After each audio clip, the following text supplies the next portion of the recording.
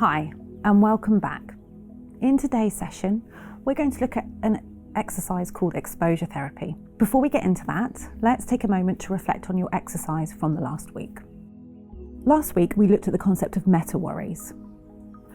The theory behind meta-worries is that your beliefs about your worry can actually maintain your worry and anxiety further.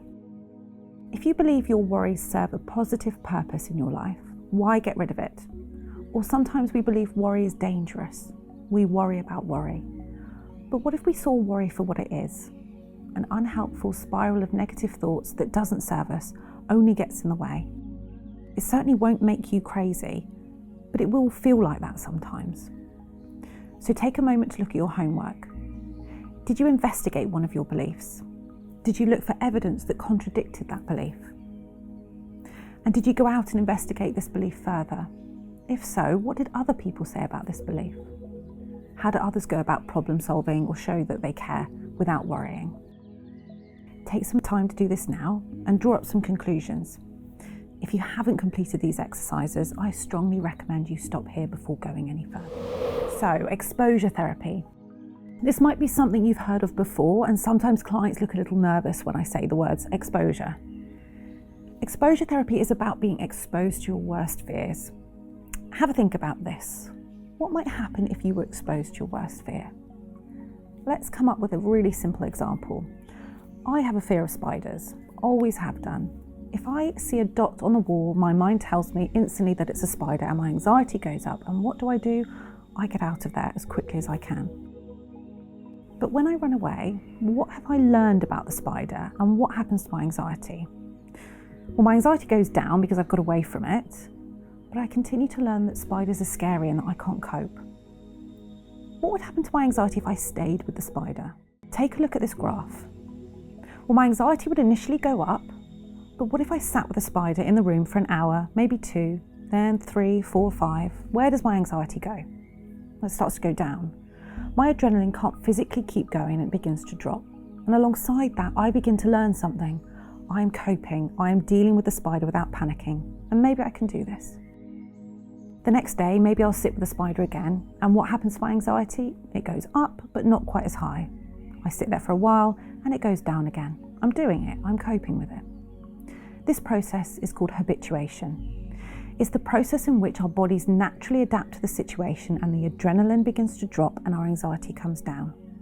Coupled with this, our thoughts begin to change. We learn something about the fear, and we learn how we cope with the fear. Have a look at your screen now. Our worry spiral is fueled by our avoidance. The more we avoid, the more we learn we can't cope, and the feared scenario remains unknown and frightening.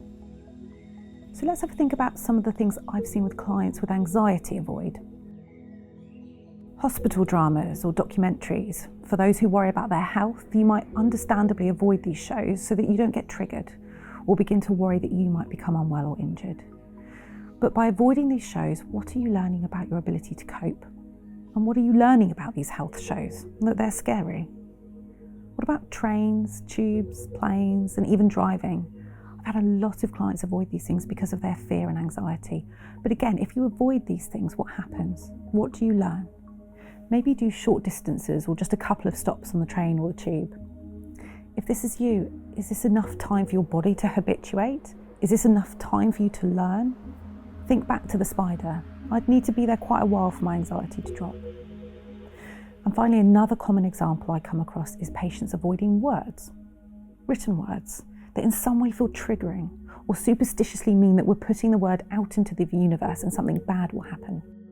Common examples include words like death or diseases. But maybe you're not physically avoiding something. Maybe you're trying not to think about your biggest fear. Maybe you're cognitively avoiding. This means you're suppressing your fears and trying to push them out of your mind. Let's think about this a bit more. What if I said to you, whatever you do, think about a pink elephant. Don't let an image of a pink elephant enter your mind in any shape or form. What happened? What went through your mind? I'm guessing the pink elephant. That's because we can't suppress our thoughts. Remember from our previous session when I asked you if anyone had ever given you the advice, just don't think about it. It's not helpful, right? No, because our brains look for the threat. The problem is we don't always work through our fears in our minds properly. Let me give you an example. This example might feel a little triggering for some people watching, as it involves me talking about death. If you don't feel able to hear this example, you may want to skip forwards. A lady I worked with feared death. She worried about it constantly. What would happen? What would the kids do? What would her husband do? What does death even look like? But then she would become stuck at this point, stuck at the point of her own death. The questions weren't answered. So what did we have to do? We had to expose her to this fear in her mind so that she could see she could cope with the concept of death. So we wrote her story. We imagined what death might look like, and we wrote about it, where she was, who she was with, and then we took it further. What did the children do after she was gone? What did her husband do? Then the practical. Did she want to be buried? Did she want to be cremated? And where did she want to go? What was happening with her finances? And then we began to fast forward. What were her children doing in a year? And then 2, and then when they were 18. We continued to write this narrative, which she took away and read through several times. Each time her anxiety dropped a little bit. She was habituating to her own story, and she was learning that her family were coping. Take a moment now and consider this. Are you physically avoiding anything, like driving, hospital dramas, travelling, or are you avoiding certain words?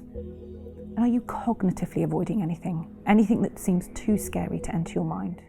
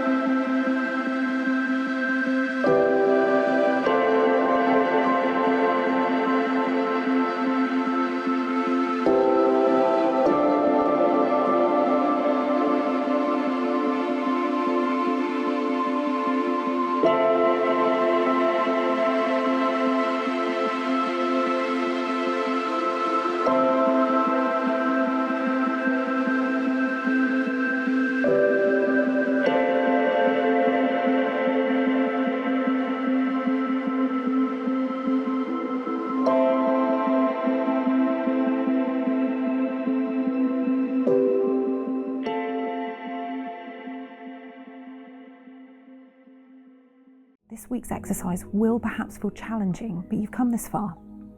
By conducting exposure therapy, if you're brave enough, we tend to find that it really kicks anxiety to the curb and prevents it from returning because you've faced up to the worst. I want you to choose a fear, either an imagined one or a physical one. If it's a real physical one and you have the ability to face it, say a train journey, I'm going to ask you to face it. Maybe make it a little bit easier to begin with and start with a slightly shorter train journey, but then every day I want you to increase your time. Or maybe it's a hospital drama. Maybe you start with an episode and then another and then another. What are the things that you need to be aware of when you're doing your exposure therapy? Well, firstly, I want you to record everything on the exposure therapy sheet. Rate your anxiety levels on a scale of 0 to 10 to start with, and then again at the end. Do this for every exposure. And finally, write down what you learned. What did you find out about the thing that you were avoiding? And what did you learn about your anxiety? I also want you to make sure that your exposure is prolonged. There needs to be enough time for the anxiety to drop down. A rough guide is that your anxiety drops by at least 20% before you stop. So make sure you're making a note of your anxiety ratings. And no distractions. I don't want you watching the hospital drama from behind a pillow or going on the train journey with your whole family. You need to do this without your safety blankets. And finally, repeat it. Repeat it until it becomes boring. If you were on that plane every day or watching that hospital series every day, you'd become bored. You'd become desensitized to it. If you fall into the category of cognitive avoidance, I want you to write your story. I want you to fast forward past the worst bit and see what life looks like. What problems do you foresee and how would they be solved? How are you coping? Or how are others coping? Make sure you write all the details and then read it over and over again and rate your anxiety levels. I want you to become bored of your own story by the end of the week. If you're avoiding a lot, you may want to make a list and start with the easiest. You also might want to take more than a week before starting the final video. Make a plan now using your exposure worksheet.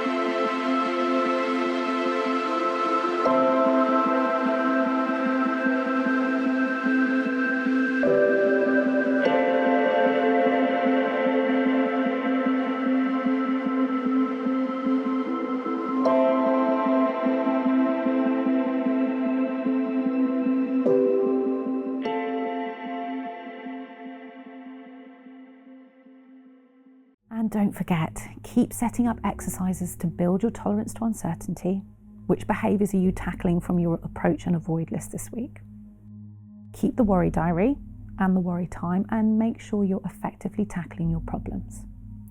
That's it for today, but before we finish, take just a few seconds to write down your takeaway messages from today's session, and I look forward to seeing you next week.